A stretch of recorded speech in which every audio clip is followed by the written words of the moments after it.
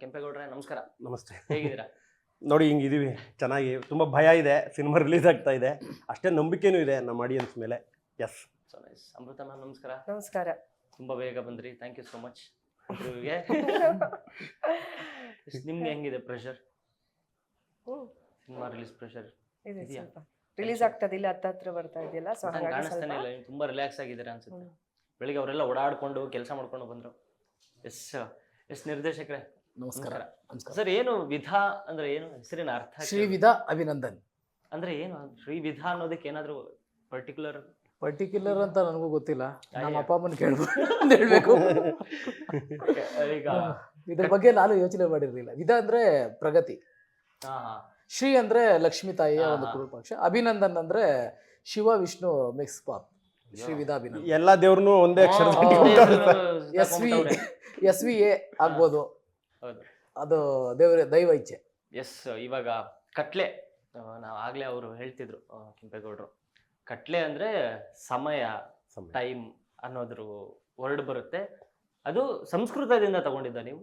ಹೌದು, ಸಂಸ್ಕೃತ. ಯಾಕೆ ಕಟ್ಲೆ ಅಂದ್ರೆ ಏನು ಹೇಳುತ್ತೆ ಕಟ್ಲೆ ಅನ್ನೋದು? ಕಟ್ಲೆ ಅಂದ್ರೆ ನಮ್ಗೆ ಇವಾಗ ನಮ್ಮ ಕನ್ನಡದಲ್ಲಿ ಕಟ್ಲೆ ಅಂದ್ರೆ ಬೇರೆ ಬೇರೆ ಅರ್ಥಗಳು, ಬೇರೆ ಬೇರೆ ಭಾಗಗಳಲ್ಲಿ ಬೇರೆ ಬೇರೆ ಅರ್ಥಗಳಿದೆ. ಕೆಲವರು ಫೋಟೋ ಕಟ್ಲೆ ಅಂತಾರೆ, ಇನ್ನು ಕೆಲವರು ದೈವದ ಸಂಬಂಧಪಟ್ಟಿದ್ದು ಅಂತಾರೆ. ಬಟ್ ನನಗೆ ಕಟ್ಲೆ ಅನ್ನೋದೊಂದು ನನ್ನ ಪರ್ಟಿಕ್ಯುಲರ್ ಒಂದು ಕಂಟೆಂಟ್, ಒಂದು ಕತೆ ಮಾಡಬೇಕು ಅಂದ್ಕೊಂಡಾಗ ನಾನು ಈ ಒಂದು ಸರ್ಚ್ ಮಾಡ್ತಾ ಇರ್ಬೇಕಾದ್ರೆ ನನಗೆ ಈ ಒಂದು ಪರ್ಟಿಕ್ಯುಲರ್ ಟೈಟಲ್ ಸಿಕ್ತು, ಕಟ್ಲೆ ಅಂತ. ಅದನ್ನ ನಾನು ಇದಕ್ಕೆ ಅರ್ಥ ಏನಿಲ್ಲ, ಯಾಕಂದ್ರೆ ನಾನು ಕತೆ ಬರೋಕ್ಕಿಂತ ಮುಂಚೆ ಅದಕ್ಕೊಂದು ಅರ್ಥ ತಿಳ್ಕೊಬೇಕಲ್ವ. ನಾನು ತಿಳ್ಕೊಳೋ ಒಂದು ಹಾದಿಯಲ್ಲಿ ನನಗೆ ಒಂದು ಚಕ್ರ ಸಿಕ್ತು, ಒಂದು ಬ್ಯೂಟಿಫುಲ್ ಒಂದು ಲೈನ್ ಸಿಕ್ತು. ಹಾಗಾಗಿನೇ ಕಟ್ಲೆ ಅಂತ ಫೈನಲ್ ಮಾಡಿಕೊಂಡು ಅವಧಿ, ಕಟ್ಲೆ ಅಂದ್ರೆ ಒಂದು ಅವಧಿ, ಟೈಮ್ ಪೀರಿಯಡ್. ಎಸ್ ಮ್ಯಾಮ್, ನಿಮಗೆ ಫಸ್ಟ್ ಟೈಮ್ ಅವ್ರು ಬಂದು ಕತೆ ಹೇಳಿದಾಗ ನಿಮ್ಗೇನು ಎಕ್ಸ್ ಫ್ಯಾಕ್ಟರ್ ಅಂತ ಇರುತ್ತಲ್ಲ, ನನ್ಗೆ ಇಷ್ಟ ಆಯ್ತು ಅನ್ನೋದಕ್ಕೆ ಕಾರಣ ಏನು? ಆ ಫ್ಯಾಕ್ಟರ್ಗಳೇನು ಅಂತ? ಸ್ಟೋರಿ ತುಂಬಾ ಚೆನ್ನಾಗಿದೆ, ತುಂಬಾ ಒಳ್ಳೆ ಸ್ಟೋರಿ ಮಾಡ್ಕೊಂಡಿದ್ದಾರೆ, ಅದೇನೆ ತುಂಬಾ ಇಷ್ಟ ಆಯ್ತು. ಹಾಗೆ ನಂದು ಕ್ಯಾರೆಕ್ಟರ್ ಇರ್ಬೋದು, ತುಂಬಾ ಚೆನ್ನಾಗಿ ಬಂದಿದೆ. ಇಷ್ಟ ಆಯ್ತು. ಎಸ್. ಅವ್ರು ಶಾರ್ಟ್ ಆಗಿ ಹೇಳ್ತಾರೆ ಆನ್ಸರ್. ಅವ್ರು ಹೇಳಿದ್ರಲ್ಲ ಜಾಸ್ತಿ ಮಾತಾಡ್ಬೇಡಿ ಅಂತ, ಅವ್ರು ತೀರಾ ಕಡಿಮೆ ಮಾತಾಡ್ತಿದ್ದಾರೆ. ಇವರು ಮಾತಾಡಿ ಅನ್ಬೇಕು, ಅವ್ರನ್ನ ಮಾತಾಡೋದ್ ಬೇಡ ಅಪೋಸಿಟ್ ಆಗ್ಬೇಕು. ಇವಾಗ ನೀವು ಸ್ವಲ್ಪ ಮಾತಾಡಿ ಅನ್ಬೇಕು ಇವ್ರಿಗೆ. ಮಾತಾಡಿ ಅಮೃತ ಅವ್ರೆ, ನೀವು ಮಾತಾಡಿ. ಸೆಟ್ಟಲ್ಲಿ ಹಿಂಗೆ ಇರ್ತಿದ್ರ ಇಷ್ಟಕ್ಕಷ್ಟೇ? ಜಾಸ್ತಿ ಸಂಜೆ ಮೇಲೆ ಜಾಸ್ತಿ ಮಾತಾಡ್ತಾರೆ, ಅಂದ್ರೆ ಸಾಯಂಕಾಲದ ಮೇಲೆ ಅಂದ್ರೆ ಬೇರೆ ತರ ಅಲ್ಲ, ಬೇರೆ ಅಪ್ಪಚ್ಚಿ. ಶೂಟ್ ಅಲ್ಲಿ ಬಿಸಿಲು ತುಂಬಾ ಇರ್ತೈತಲ್ಲ, ಮಾತಾಡಕ್ ಮಾತುಗಳು ಬರಲ್ಲ, ಅಲ್ಲಿ ಎಲ್ಲಿ ಸಿಕ್ಕರೆ ಸಾಕು ಅನ್ಕೊಳ್ತಾರೆ. ಕ್ಯಾಮ್ರಾ ಮುಂದೆ ಇದ್ರೆ ಕಡಿಮೆ, ಕ್ಯಾಮ್ರಾ ಬ್ಯಾಕ್ ಅಲ್ಲಿ ಇದ್ರೆ ನೀವು ಅಲ್ಲೋಗಿ ಮಾತಾಡ್ಸಿ, ನಿಮ್ ಮುಂದ್ ಮಾತಾಡಕ್ ಬಿಡಲ್ಲ ಅವರು. ಹಂಗಿದ್ರೆ ಇವ್ರಿಗೆ ಒಂದು ಆಫ್ ಕ್ಯಾಮ್ರಾ ಇಟ್ಟು record button camera, pen camera, ಆ ತರದ್ದೆಲ್ಲ ಸ್ಟಿಂಗ್ ಆಪರೇಷನ್ ತರ. ಎಸ್ ಸರ್, ನೀವು ಇಷ್ಟು ವರ್ಷ ಕನ್ನಡ ಸಿನಿಮಾ ರಂಗದಲ್ಲಿ ತುಂಬಾ ಜನ ಎಲ್ಲರನ್ನು ನಗಿಸ್ತಾ ಬಂದಿದ್ದೀರಾ. ಥಿಂಕ್ ನಿಮ್ಮ ಮೊದಲ ಸಿನಿಮಾ ಆಸ್ ಎ ಮುಖ್ಯ ಭೂಮಿಕೆಯಲ್ಲಿ ಕಾಣಿಸ್ಕೊಳ್ತಿರೋದು, ನಿಮ್ಗೆ ಇನ್ಸ್ಪಿರೇಷನ್ ಯಾರು? ಈ ಕತೆ ಎಂದಾಗ ನಾನು ಸುಮಾರು ಜನನ ಇನ್ಸ್ಪಿರೇಷನ್ ತಗೊಂಡು ಈ ಕತೆಗೆ ಪರ್ಟಿಕ್ಯುಲರ್ ಆಗಿ ನಾನು ಕಾಮಿಡಿಯನ್ ಆಗಿ, ನಾನು ಆಕ್ಟರ್ ಆಗಿ, ನಾವೆಲ್ಲ ಮೂಲ ಮಂಡ್ಯದ ಹತ್ರ ಒಂದು ಬಸರಾಳ್ ಅಂತ ಒಂದು ಊರು, ಚಿಕ್ಕ ಗ್ರಾಮ ಮಾಡವೀರ್ನಲ್ಲಿ. ಅಲ್ಲಿಂದ ನಾವು ಮಂಡ್ಯ ಅಂದ ತಕ್ಷಣ ಗೊತ್ತಲ್ಲ ನಿಮ್ಗೆ ಇನ್ಯಾರು? ಅಂಬರೀಷ್ ಅಣ್ಣ, ರೆಬಲ್ ಸ್ಟಾರ್ ಅಂಬರೀಷ್ ಅವ್ರನ್ನ ನೋಡ್ಕೊಂಡು ಬೆಳೆದಂಥವ್ರು ನಾವು. ಶಂಕರ್ ನಾಗ್ ಅವರು, ಅಂಬರೀಷ್ ಅವರು, ವಿಷ್ಣುವರ್ಧನ್ ಅವರು, ರಾಜ್ಕುಮಾರ್ ಸರ್, ಇವ್ರುಗಳ ಸಿನಿಮಾಗಳನ್ನ VCD ಹಾಕೋರು ಅವಾಗ ನಾವು ಚಿಕ್ಕದಲ್ಲಿ. ದೊಡ್ಡದು ಇರ್ತಿತ್ತದು. ಅದನ್ನ ರಾತ್ರಿ ಎಲ್ಲ ನಮ್ಮೂರ ಕಡೆ ಸತ್ತೋದ್ರು ಅಥವಾ ಯಾರ್ದಾದ್ರೂ ಒಂದು ಒಳ್ಳೆ ಶುಭ ಕಾರ್ಯ ಇದ್ರೂ VCP ಅಂತ ಹಾಕೋರು. ಅದು ನೋಡ್ಕೊಂಡು ಬೆಳೆದವರು, ಅವರ ಅಭಿಮಾನಿಯಾಗಿ ನಾವು. ಈ ಕತೆ ಅಂತ ಬಂದಮೇಲೆ ನಾನು ಒಂದಷ್ಟು ಸಿನಿಮಾಗಳನ್ನ ಸರ್ಚ್ ಮಾಡಿ ನೋಡಿದೆ. ಈಗ ಮನೇಲಿ ಕೂತ್ಕೊಂಡಾಗೆಲ್ಲ ನೆಟ್ಫ್ಲಿಕ್ಸಲ್ಲಿ ಅದು ಹೇಳ್ಬೋದು, ಸುಮಾರು OTTಗಳಲ್ಲಿ ಈ ಕಂಟೆಂಟ್ ಇರೋವಂಥ ಮೂವಿಗಳನ್ನ ನೋಡಿ ಒಂದಷ್ಟು ನನ್ನನ್ನು ಚೇಂಜ್ ಮಾಡಿಕೊಂಡು, ಬಾಡಿ ಲ್ಯಾಂಗ್ವೇಜ್ ಚೇಂಜ್ ಮಾಡಿಕೊಂಡು, ನನ್ನ ಡೈಲಾಗ್ ಡೆಲಿವರಿನ, ಮ್ಯಾನ್ರಿಸಮ್ ಪ್ರತಿಯೊಂದೂ ಫ್ಲೋ ಎಲ್ಲ ಚೇಂಜ್ ಮಾಡಿಕೊಂಡು ಮಾಡಿದಂಥದ್ದು. ಅಷ್ಟು ಎಫರ್ಟ್ ಹಾಕಿ, ಫಸ್ಟ್ ಸಿನಿಮಾ ಅಲ್ವಾ.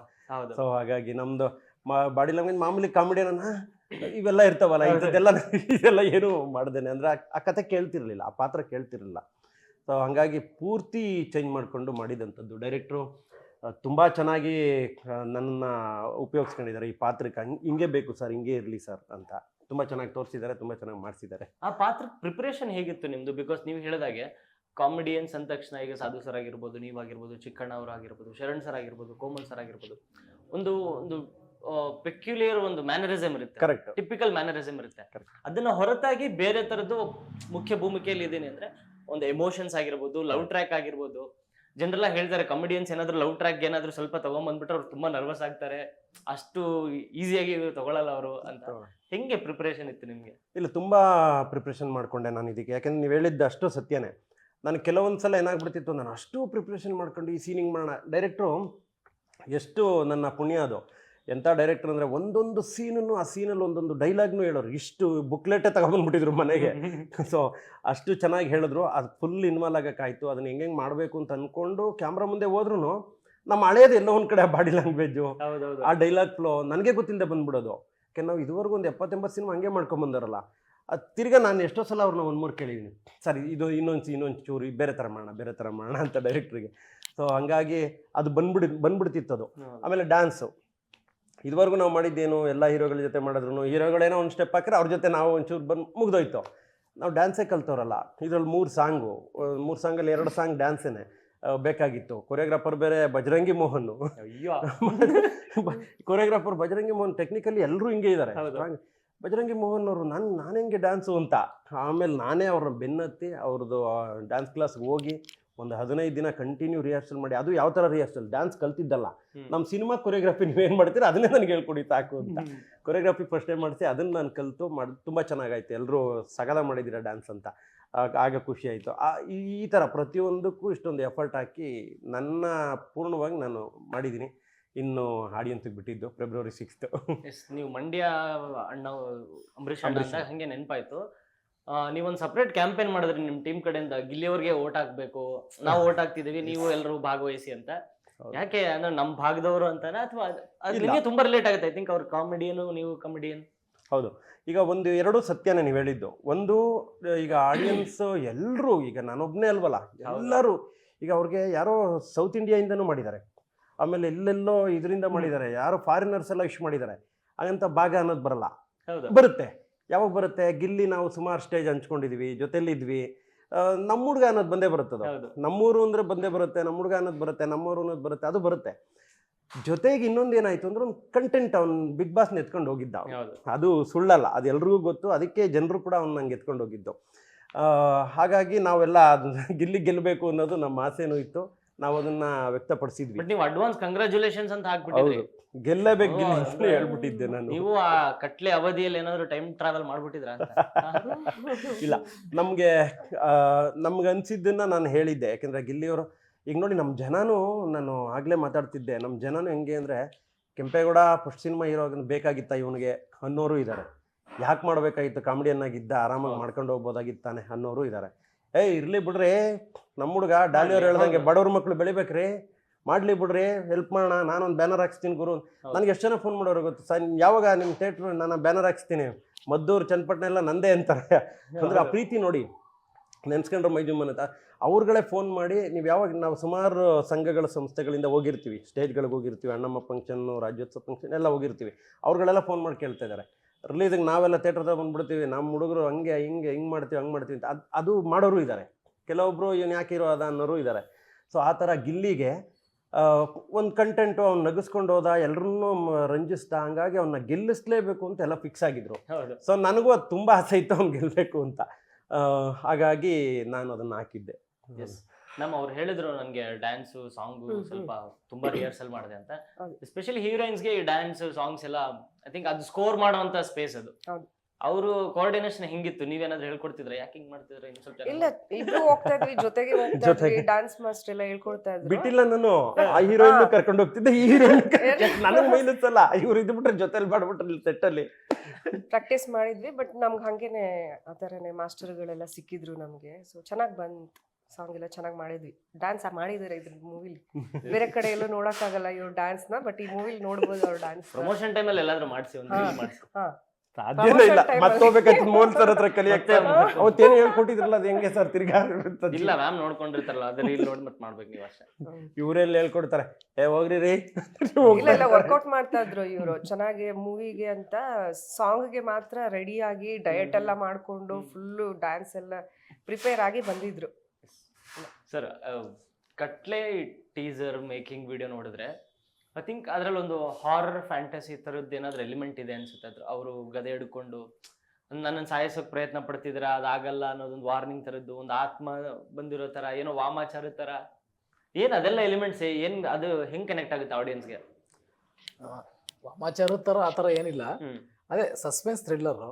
ಆ ಜೊತೆಲಿ ಒಂದು ಸೈನ್ಸ್ಗೆ ಸಂಬಂಧಪಟ್ಟಿದ್ದು ಒಂದು ಕೆಲವೊಂದು ಅಂಶಗಳಿದೆ, ಆಧ್ಯಾತ್ಮಿಕ ಇದೆ. ಅಂದರೆ ಟೋಟಲ್ ಒಂದು ಸಬ್ಜೆಕ್ಟ್ ಏನು ಮಾಡಬೇಕು, ನಾವು ಯಾವ ಒಂದು ಜಾನರಲ್ಲಿ ತೊಗೊಂಡು ಹೋಗ್ಬೇಕಂದಾಗ ಒಂದು ಹೊಸದೇನಾದರೂ ಟ್ರೈ ಮಾಡೋಣ, ಎಲ್ಲ ಒಂದು ಕಡೆ ಇದ್ದರೆ ಹೇಗಿರುತ್ತೆ ಅಂತ ಒಂದು ಪ್ಲಾನ್ ಮಾಡಿಕೊಂಡು ಪರ್ಟಿಕ್ಯುಲರ್ ಈ ಕಟ್ಲೆ ಅನ್ನೋ ಒಂದು ಇದನ್ನೇ ಬರ್ಕೊಂಡು ಹೊಸ ಇದು ಇಲ್ಲಿಂದ ಒಂದು ಬೇರೆ ಥರನೇ ಹೋಗಲಿ ನೋಡೋ ಜನಕ್ಕೆ. ಇವಾಗ ಟೀಸರ್ ನೋಡ್ತಾ ಇದ್ದಾರೆ, ಇವಾಗ ಟ್ರೇಲರು ಮೊನ್ನೆ ಒಂದು ನಮ್ಮ ದೊಡ್ಡ ದೊಡ್ಡ ಹೀರೋಗಳ ಹತ್ರ ಹೋಗಿದ್ವಿ ಬೈಟ್ಸ್ಗೆ, ಸುಮ್ಮನೆ ಟ್ರೇಲರ್ ತೋರಿಸಿದಾಗ ಅವರು ಫಸ್ಟ್ ಅವ್ರ ರಿಯಾಕ್ಷನ್ಗಳು ನೋಡ್ತಾ ಇದ್ವಿ ನಾವು. ಫಸ್ಟ್ ಒಂದು 10 ಸೆಕೆಂಡ್ ಒಂಥರ ರಿಯಾಕ್ಷನ್ ಇತ್ತು, ನೆಕ್ಸ್ಟ್ ಅವ್ರ ರಿಯಾಕ್ಷನ್ ಚೇಂಜು, ನೆಕ್ಸ್ಟ್ ಲಾಸ್ಟಲ್ಲಿ ಅವ್ರು ಹೇಳಿದ್ರು, ಏನು ಇದು ಟ್ರೇಲರ್ ಈ ಥರನೂ ಮಾಡ್ತಾರಾ, ಇದೇ ಸಬ್ಜೆಕ್ಟ್, ಏನು ಸಬ್ಜೆಕ್ಟ್ ಇದು, ಎಲ್ಲ ಇದೆಯಲ್ಲ ಅವರು ಇದರಲ್ಲಿ ಅಂತ ಖುಷಿ ಆದರು. ಆ ಥರ ಥಿಯೇಟ್ರಿಗೆ ಬರೋ ಆಡಿಯನ್ಸು ಕೂಡ ಕಂಟೆಂಟ್ ಬೇಕು, ಕಂಟೆಂಟು ಇದೆ, ಎಲ್ಲ ಇದೆ, ಪ್ರತಿಯೊಂದೂ ಅಳವಡಿಸಿ ಒಂದು ಕಟ್ಲೆ ಅಂತ ಒಂದು ಇದರಲ್ಲಿ ಕುಂಡ್ರಿಸಿದ್ವಿ.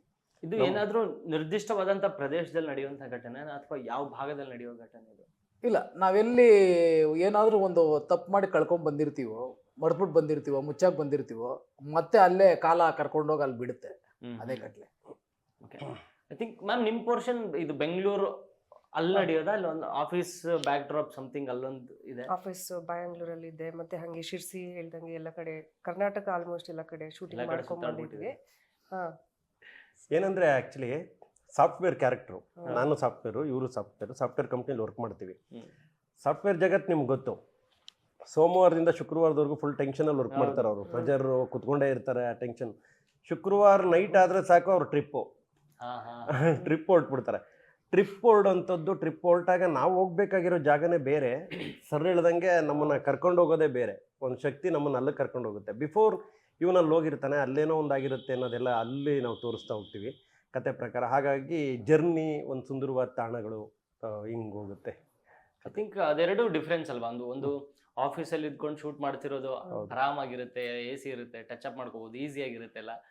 ಬಟ್ ಒಂದು ಯಾವ್ದಾದ್ರು ಕಾಡು ಪ್ರದೇಶಕ್ಕೆ ಹೋದಾಗ ಅಲ್ಲೆಲ್ಲ ಶೂಟ್ ಹೆಂಗಿರೋದು ನಿಮ್ದೆಲ್ಲ ಪರಿಸ್ಥಿತಿಗಳು? ಅಯ್ಯೋ, ನೀವೇ ಹೇಳಿ, ಹೆಂಗ್ ಅನ್ಸೋದು ನಿಮ್ಗೆ ಎಸ್ಪೆಷಲಿ? ಹೇಳಿ ಮೇಡಮ್ ನಿಮ್ಮ ಎಕ್ಸ್ಪೀರಿಯನ್ಸು.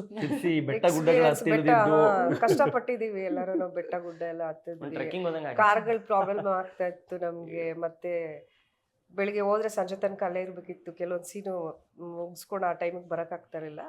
ಬಟ್ ಎಲ್ಲ ಜೊತೆಲಿ ಹೋಗ್ತಾ ಇದ್ವಿ ಅಲ್ಲ, ನಮ್ಗೊಂಥರ ಫ್ಯಾಮಿಲಿ ತರ, ಯಾಕಂದ್ರೆ ತುಂಬಾ ಜನ ಇದ್ವಿ ಎಲ್ಲರೂ. ಆ ವಿಷಯದಲ್ಲಿ ಗ್ರೇಟ್ ನಮ್ಮ ಇಬ್ರು ಹೀರೋಯಿನ್ಸು. ಯಾಕೆಂದ್ರೆ ಒಂದು ಲವ್ ಗುಡ್ಡ ಅಂತ ಒಂದು ಸೀನ್ ಮಾಡಿದ್ರು ನಮ್ಮ ಡೈರೆಕ್ಟ್ರು. ಈ ಬೆಟ್ಟನ ಒಂದು 2-3 ಚಿಕ್ಕ ಚಿಕ್ಕ ಬೆಟ್ಟಗಳನ್ನ ಹತ್ತಿ ಇಳಿದು ಮತ್ತೆ ಇನ್ನೊಂದು ದೊಡ್ಡ ಬೆಟ್ಟ ಹತ್ಬೇಕು. ಇವರೆಲ್ಲ ಪಾಪ ಅಲ್ಲಿಗೆಲ್ಲ ಗಾಡಿನೂ ಹೋಗಲ್ಲ, ಗಾಡಿಲಿ ಕರ್ಕೊಂಡು ಹೋಗೋಣ ಅಂದ್ರೆ ಹೀಲ್ಸ್ ಹಾಕೊಂಡು ಅವರು ಹೋಗಕ್ಕಾಗಲ್ಲ, ಅವರು ಹೋಗಕ್ಕಾಗಲ್ಲ. ಹಂಗಂತ ನಾನು ಎತ್ಕೊಂಡು ಹೋಗಕ್ ನಾನು ಹಿಡಿಯೋದೇ ಕಷ್ಟ. ಅದಕ್ಕೆ ಮೆಂಟಲಿ ಪ್ರಿಪೇರ್ ಆಗ್ಬಿಟ್ಟಿದ್ರು, ಹೀಲ್ಸ್ ಎಲ್ಲ ಕ್ಯಾನ್ಸಲ್ ಮಾಡ್ಕೊಂಡು ನಾರ್ಮಲ್ ಫ್ಲಾಟ್ ಚಪ್ಪಲ್ಸ್. ಇನ್ನು ಮುಂಗಾರು ಮಳೆ ಗಣೇಶವ್ರು ಎತ್ಕೊಂಡು ಹೋಗೋಣ ಅಂದ್ರೆ ನಾನು ಹೋಗೋದೇ ಕಷ್ಟ. ಇವ್ರಲ್ಲೆಲ್ಲ ಎತ್ಕೊಂಡು ಪಾಪ ಎಫರ್ಟ್ ಹಾಕಿ ತುಂಬಾ ಚೆನ್ನಾಗಿ ಎಲ್ಲರೂ ವರ್ಕ್ ಮಾಡಿದ್ರು. ಪ್ರತಿಯೊಬ್ಬ ಆರ್ಟಿಸ್ಟು, ನಮ್ಮ ತಬ್ಲಾ ನಾಣಿ ಸರ್ ಆಗ್ಬೋದು, ಕರಿ ಸುಬ್ಬವ್ರು ಆಗ್ಬೋದು, ಇಬ್ಬರು ಹೀರೋಯಿನ್ ಸನ್ಮಿತಾ, ಅಮೃತ್ ಅವರು, ಎಲ್ಲ ಆರ್ಟಿಸ್ಟ್ಗೂ ನಾನು ಥ್ಯಾಂಕ್ಸ್ ಹೇಳ್ತೀನಿ. ಯಾಕೆಂದರೆ ಎಲ್ಲ ಲೊಕೇಶನ್ ಕ್ರಿಟಿಕಲ್ ಲೊಕೇಶನ್ನು, ಯಾರು ಏನು ತೊಂದರೆ ಕೊಡದೆ ಅಲ್ಲಿ ಹೋಗ್ಬೇಕಾ ಗೌಡ್ರೆ ಏನು ಬಿಸಿಲು, ಅಯ್ಯೋ ನಾಳೆ ಮಾಡೋಣ, ಈ ಸೀನ್ ಇವತ್ತಾಗಲ್ಲ ಅಂತ ಯಾರು ಒಬ್ಬರು ಒಂದು ಮಾತು ಹೇಳ್ದೇನೆ ನಿಮ್ಮ ಸಿನಿಮಾ ಫಸ್ಟ್ ಸಿನಿಮಾ ಮಾಡ್ರಿ ಮಾಡೋಣ ಅಂತ ಪ್ರತಿಯೊಂದು ವಿಷಯದಲ್ಲೂ ಹಂಗೆ ಸಪೋರ್ಟ್ ಮಾಡಿದ್ರು ಎಲ್ಲ ಆರ್ಟಿಸ್ಟ್ಗೂ. ನಿಮ್ಮ ಮೂಲಕ ಥ್ಯಾಂಕ್ ಯು. ಆಮೇಲೆ ಅಲ್ಲಿ ಹೋಗಿದ್ದಾಗ ಜನಗಳು ಅಷ್ಟೇ ಚೆನ್ನಾಗಿ ಟ್ರೀಟ್ ಮಾಡ್ತಾ ಇದ್ರು, ಕರೀತಾ ಇದ್ರು ನಮ್ಗೆ. ಮಾರ್ನಿಂಗ್ ಎಲ್ಲ ಹೋಗಿದ್ವಿ. ಶಿರ್ಸಿಲಿ ಇದ್ದಂಥ ಒಂದು ಸ್ಪೆಷಲ್ ತಿಂಡಿ ತಿನಿಸುಗಳು ಏನಿದೆಯೋ ಎಲ್ಲಾನು ತಂದ್ಕೊಡೋರು ನಮಗೆ. ಇದು ಇಲ್ಲಿ ಸ್ಪೆಷಲ್ ಅದೇನೋ ಬಾಳೆ ಹಲಸಿನ ಹಣ್ಣು ಹಲ್ವಾ ಅಂತೆ, ಅದಂತೆ ಎಲ್ಲಾನು ತಂದ್ಕೊಡೋರು. ಅಲ್ಲ ಜನ ಅಂತೂ ಯಪ್ಪ ತುಂಬಾ ಚೆನ್ನಾಗಿ ಸಪೋರ್ಟ್ ಮಾಡಿದ್ರು. Thank you Sirsi, all Sirsi ಜನತೆಗೆ. ಬಟ್ ಸರ್, ಆ ಥರದ್ದು ಪ್ಲೇಸ್ಗಳಲ್ಲಿ ನಿಮಗೆ ಶೂಟಿಂಗ್ ಆಸ್ ಎ ಡೈರೆಕ್ಟರ್ ಆಗಿ ಒಂದು ಫ್ರೇಮ್ ಸೆಟ್ ಮಾಡೋದಾಗಿರ್ಬೋದು, ಲೈಟಿಂಗ್ಸ್ ಮಾಡೋದಾಗಿರ್ಬೋದು, ಅದೆಲ್ಲ ಹೆಂಗೆ ಅನ್ಸೋದು ನಿಮಗೆ?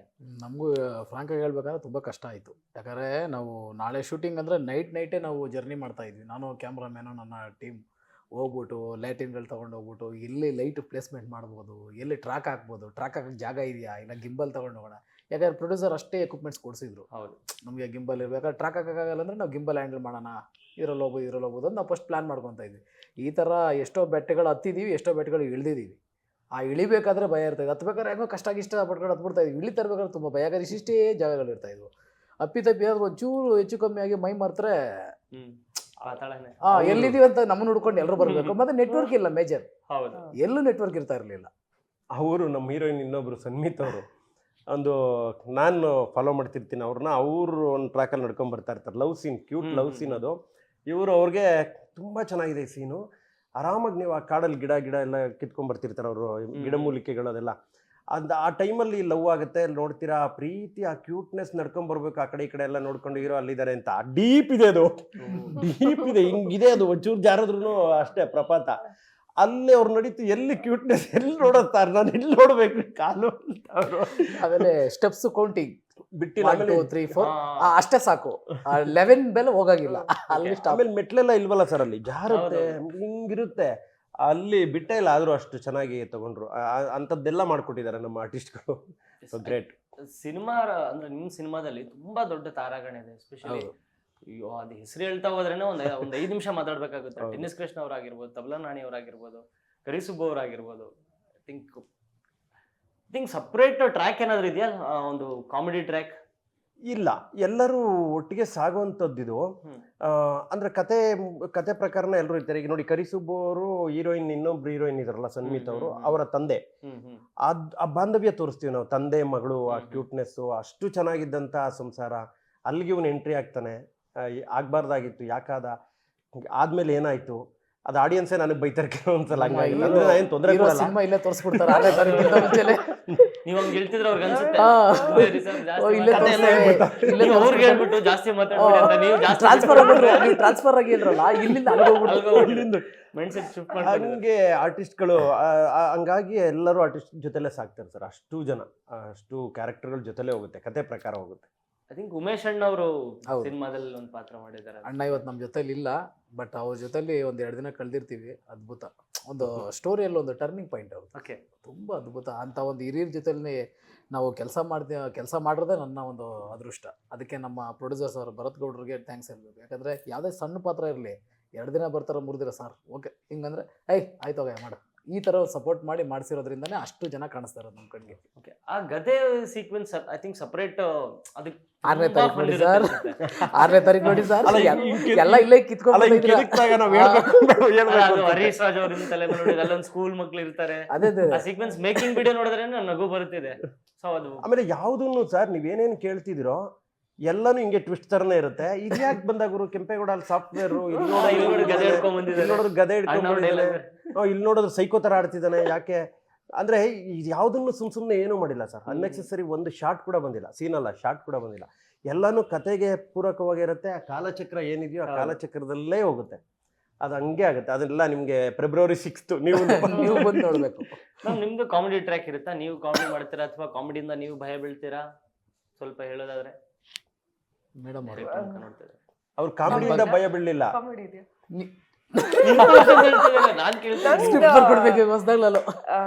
ನಾನು ಸಾಫ್ಟ್ವೇರ್ ಕ್ಯಾರೆಕ್ಟರ್ ಮಾಡಿರೋದು. Humble character, bubbly character. ಜಾಸ್ತಿ ಮಾತಾಡ್ತಾ ಇರ್ತೀನಿ, ಹೀರೋ ಜೊತೆ ಓಡಾಡ್ತಾ ಇರ್ತೀನಿ. ಹಾಗೆ ನಮ್ದೊಂದು ಗ್ರೂಪ್ ಇರುತ್ತೆ. ನೀವ್ ಹೇಳ್ದಂಗೆ ಅಷ್ಟು ಜನ ಮಾಡಿದ್ದಾರೆ, ಒಳ್ಳೆ ಎಕ್ಸ್ಪೀರಿಯನ್ಸು. ಮತ್ತೆ ಚೆನ್ನಾಗಿದೆ. ನಂದು ಒಂದು ಫ್ರೆಂಡ್ ಗ್ರೂಪ್ ಅಲ್ಲಿ ಓಡಾಡ್ತಾ ಇರ್ತೀವಿ. ಚೆನ್ನಾಗೆಲ್ಲ ಶೂಟಿಂಗ್ ಮುಗಿಸ್ಬಿಟ್ರೆ ನಿಮ್ಗೆ ಕಷ್ಟ ಯಾವ್ದು ಅನ್ಸ್ಲಿಲ್ಲ? ಯಾವ್ದಾದ್ರು ಒಂದು ಸೀಕ್ವೆನ್ಸ್, ಪರ್ಟಿಕ್ಯುಲರ್ ಸೀಕ್ವೆನ್ಸ್? ಅಯ್ಯೋ ಅಷ್ಟೊಂದು ಆಯ್ತಾಯ್ತಾಯ್ತು. ಎಲ್ಲ ಕಥೆಗಳು ಇಷ್ಟು ಬನ್ನಿ, ಏನು ಜಾಸ್ತಿ ಎಲ್ಲ ತಲೆ ಇದ್ ಮಾಡ್ಕೊಂಬೇಡಿ, ಜಾಸ್ತಿ ಇದ್ ಮಾಡಲ್ಲ. ಆರಾಮಾಗಿ ನಿಂತ್ಕೊಳ್ಳಿ, ನಾನು ಡೈಲಾಗ್ ಕೊಡ್ತೀನಿ, ಇಷ್ಟೇ ಮಾಡ್ಕೊಳ್ಳಿ, ಇಷ್ಟೇ ಮಾಡಿ, ಇಷ್ಟೇ ಚೆನ್ನಾಗಿರುತ್ತೆ. ಇವರಿಂದ ಮೇಡಮ್ ಅವರಿಂದ ಪಾಪ ಅವ್ರಿಗೆ ತೊಂದರೆ ಆಗಿದೆ. ಏನ್ ಗೊತ್ತಾ, ಅಟ್ಲೀಸ್ಟ್ ಸಿನಿಮಾದಲ್ಲಿ ಒಂದು 20 ಕಡೆ ಹೊಡೆದಿರ್ತಾರೆ. ಅದರಲ್ಲಿ ರೀಟೇಕ್ಗಳು ಆ ಶಾರ್ಟ್ ಇದೆ, ಒಂದು 2 ಸೀಕ್ವೆಲ್ ಅಲ್ಲಿ ಶಾರ್ಟ್ ಇದೆ. ಇವ್ರಿಗೆ ಹಾವು ಅಂದ್ರೆ ಕೋಪ ಬರುತ್ತೆ, ಕೋಪ ಬಂದಾಗ ಬಿತ್ತು ಏಟು ಅದು ರೀಟೇಕ್ಗಳು. ಫ್ರೇಮ್ ಸೆಟ್ಗೊಂದು, ಇನ್ನೊಂದು ಇದಕ್ಕೊಂದು ಯಪ್ಪ ಹ್ಯಾಂಗಲ್ಗೆ ಓಡಿಸ್ಕೊಂಡಿದ್ದಾರೆ. ಆಮೇಲೆ ರಿಯಲ್ ಆಗಿ ಹೊಡೆದ್ಬಿಟ್ಟವ್ರು 2-3 ಅಂತ.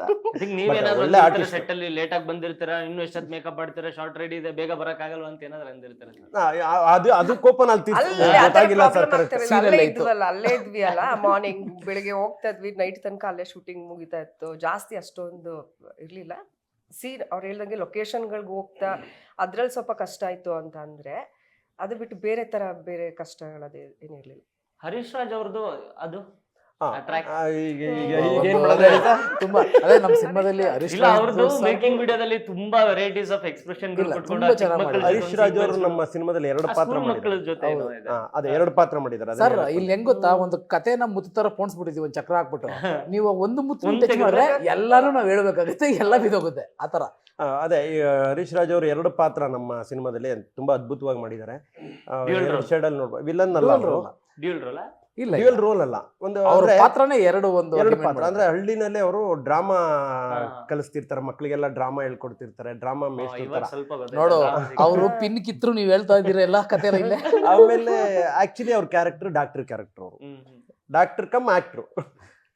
ಸೊ ಪಾತ್ರ ಅಷ್ಟೇ ಹೇಳಿದೆ ಸರ್, ಜಾಸ್ತಿ ಬೇರೆ ಏನು. ಸರ್ ಐ ಥಿಂಕ್ ಈಗ ಸಿನಿಮಾಗಳು ಆಫ್ಟರ್ ಕೋವಿಡ್ ಒಂದೊಂದು ವಾರಕ್ಕೆ 8ರಿಂದ 10 ಸಿನಿಮಾಗಳು ಬರ್ತಿರುತ್ತೆ. ಆಡಿಯನ್ಸ್ ಒಂದು ಕನ್ಫ್ಯೂಷನ್ ಇರುತ್ತೆ, ಅಥವಾ ಮೊದಲೇ ಒಂದು ಮೈಂಡ್ ಸೆಟ್ಟಲ್ಲಿ ಪ್ರಿಪೇರ್ ಆಗಿರ್ತಾರೆ. ಒಂದು ದೊಡ್ಡ ಸಿನಿಮಾ ಅಥವಾ ದೊಡ್ಡ ಸ್ಟಾರ್ಗಳ ಸಿನಿಮಾ ಬಂತು ಅಂದಾಗ ಒಂದ್ಸಲ ಥಿಯೇಟ್ರಿಗೆ ಬರೋದೇ ಡೌಟ್ ಇದೆ ಅಂತಾರೆ. ಬಟ್ ಅದ್ರ ಮಧ್ಯೆ ಒಂದು ಫ್ರೆಶ್ ಕಂಟೆಂಟ್ ತಗೊಂಡು ಥಿಯೇಟ್ರಿಗೆ ಬಂದಾಗ ಆಡಿಯನ್ಸ್ನ ಸೆಳೆಯೋದು ತುಂಬಾನೇ ಕಷ್ಟ. ಸೊ ಥಿಯೇಟ್ರಿಗೆ ಬರೋಂಥ ಆಡಿಯನ್ಸ್ ಏನೇನು ಎಕ್ಸ್ಪೆಕ್ಟ್ ಮಾಡಿ ಬರಬೇಕು ಅಂತ ನೀವು ಹೇಳೋದಾದ್ರೆ, ಸೊ ಅವ್ರಿಗೊಂದು ಕ್ಲಾರಿಟಿ ಇರುತ್ತೆ, ನಾನು ಈ ಸಿನಿಮಾ ನೋಡ್ಬೇಕಾ, ನನ್ನ ಟೇಸ್ಟ್ಗೆ ಈ ಸಿನಿಮಾ ಸೆಟ್ ಆಗುತ್ತೆ ಅನ್ನೋದೊಂದು ಇರುತ್ತಲ್ವ ಸರ್. ಇವಾಗ ನಾವು ಇತ್ತೀಚೆಗೆ ಲಾಸ್ಟ್ ಒಂದು 2 years ಇಂದ ನೋಡ್ಕೊಂಡ್ ಬಂದಾಗ ಟ್ರ್ಯಾಕ್ ರೇಟು ಮಲಯಾಳಂ ಸಿನಿಮಾದಲ್ಲಿ ಕಂಟೆಂಟ್ ಸೂಪರ್ ಸೂಪರ್ ಸೂಪರ್ ಅಂತಾರೆ. ಮಲಯಾಳಂ ಸಿನಿಮಾ ನಮ್ಮ ಕನ್ನಡದಲ್ಲೇ ನೋಡ್ತಾ ಇರೋದು, ಅಲ್ಲಿ ಯಾವುದೋ ಕೇರಳದಿಂದ ಬೇರೆ ಬಂದು ನೋಡ್ತಾ ಇಲ್ಲ, ಇಲ್ಲಿ ನಮ್ಮವರೇ ನೋಡ್ತಾ ಇಲ್ಲೇ ಇದ್ದಾರೆ. 10 ಕೋಟಿ ಆಗುತ್ತೆ ಹೌದು. ಕಲೆಕ್ಷನ್ಸ್. ಆಂಧ್ರದಿಂದ ಕೂಡ ಕಂಟೆಂಟ್ ಓರಿಯೆಂಟೆಡ್ ಅಂದ್ಬಿಟ್ಟು ಸುಮಾರು ಸಿನಿಮಾಗಳು ಬಂದು ಸೂಪರ್ ಡೂಪರ್ ಹಿಟ್ ಆಗೋದು ಇತ್ತೀಚೆಗೆ. 2 ವರ್ಷದಿಂದ ತುಂಬ ಆಗ್ತಾ ಇದೆ, ಕಂಟೆಂಟ್ ಮೇಲೆ ವರ್ಕ್ ನಡೀತಾ ಇದೆ. ನಮ್ಮಲ್ಲಿ ಕನ್ನಡದಲ್ಲಿ ಕಂಟೆಂಟ್ಸ್ ಇಲ್ಲ ಅಂತ ಸುಮಾರು ಪ್ರೇಕ್ಷಕರು ಅವರು ರಿವ್ಯೂ ಹೇಳೋದನ್ನೇ ನಾವೇ ನೋಡಿದ್ದೀವಿ. ಹೌದು, ಈ ಸಿನಿಮಾಗೆ ಹೋಗಿದ್ದೆ ಗುರು ಕಂಟೆಂಟೇ ಇಲ್ಲ, ಆ ಸಿನಿಮಾಗೆ ಹೋಗಿದ್ದೆ ಕಂಟೆಂಟ್ ಇಲ್ಲ, ಅದಕ್ಕೆ ನಾವು ಕನ್ನಡಗೆ ಹೋಗಲ್ಲಪ್ಪ, ಈ ಥರ ಬೈದಿದ್ದಾರೆ. ಆದರೆ ನಾನು ಆಡಿಯನ್ಸ್ ಪ್ರಾಮಿಸ್ ಮಾಡೋದೇನೆಂದರೆ, ನೀವು ಒಂದ್ಸರಿ ಕಟ್ಲೆ ಸಿನಿಮಾ ಒಳಗಡೆ ಬನ್ನಿ, ಸಿನಿಮಾ ನೋಡಿ, ನಿಮ್ಗೆ ಕಂಟೆಂಟು ಎಂಟರ್ಟೈನ್ಮೆಂಟು ಪ್ರತಿಯೊಂದು ಇರುತ್ತೆ. ನಿಮ್ಗೆ ಇಲ್ಲ ಅನ್ಸಿದ್ರೆ ಅಲ್ಲೇ ಎಲ್ಲೋ ತಿರುಗಾಡ್ತಾ ಇರ್ತೀವಿ ನಾವು ಸಿನಿಮಾದವರು, ಬರ್ರಿ 2 ಬಿಟ್ಬಿಟ್ಟು ಹೋಗಿ. ಇದಕ್ಕಿಂತ ಇನ್ನೇನು ಹೇಳಿ ಆಡಿಯನ್ಸ್ಗೆ, ಒಂದ್ಸರಿ ಬನ್ನಿ ಸರ್. ಯಾಕಂದ್ರೆ ಒಂದು ಹೊಸ ಫ್ರೆಶ್ ಆಗಿರೋ ಒಂದು ಕಂಟೆಂಟ್ನ ರೆಡಿ ಮಾಡಿದ್ದೀವಿ. ಅದು ಕಂಟೆಂಟ್ ಚೆನ್ನಾಗಿದೆ ಇಲ್ಲ ಅಂತ ಹೇಳೋದಕ್ಕೆ ಅವ್ರು ಒಂದ್ಸರಿ ಬರ್ಬೇಕು ಒಳಗಡೆ. ಬಂದರೆ ಅವರೇ ಹಿಟ್ ಮಾಡ್ತಾರೆ ಸಿನಿಮಾನ. ಯಾಕಂದರೆ ಒಂದು ಕಾಂತಾರ, ಒಂದು ಸ್ಟಾರ್ ಕ್ಯಾಸ್ಟ್ ಇದ್ರೆ ಕೂಡ ಕಾಂತಾರ 1 ನಾವು ಹೇಳ್ತಾ ಇರೋದು ಫಸ್ಟ್ ಕಾಂತಾರ ಜನ ಬಂದರು. 1 week 2 week ಆದಮೇಲೆ ಜನ ಸಾಗರ ಆಯಿತು. ಸಾಗರ ಇಡೀ ಇಂಡಿಯಾನೇ ಆವರಿಸ್ಕೊಳ್ತು. ಇಷ್ಟೇ. ಕಟ್ಲೆನೂ ಅದೇ ಥರ ಬನ್ನಿ ಒಂದ್ಸಲ, ಒಳ್ಳೆ ಸೌಂದರ್ಯ ಇರುತ್ತೆ ನಿಮಗೆ ಸಿನಿಮಾದಲ್ಲಿ, ಪ್ರಕೃತಿ ಇರ್ಬೋದು, ಪ್ರತಿಯೊಂದು ಇದೆ. ನೀವು ಒಂದ್ಸರಿ ಬಂದರೆ 100% ಮೂವ್ ಆಗುತ್ತೆ ಸಿನಿಮಾ. ಅದಕ್ಕೆ ಒಂದ್ಸರಿ ಬನ್ನಿ ಅಂತಾನೆ ಕೇಳ್ಕೊಂತೀವಿ ನಾವು.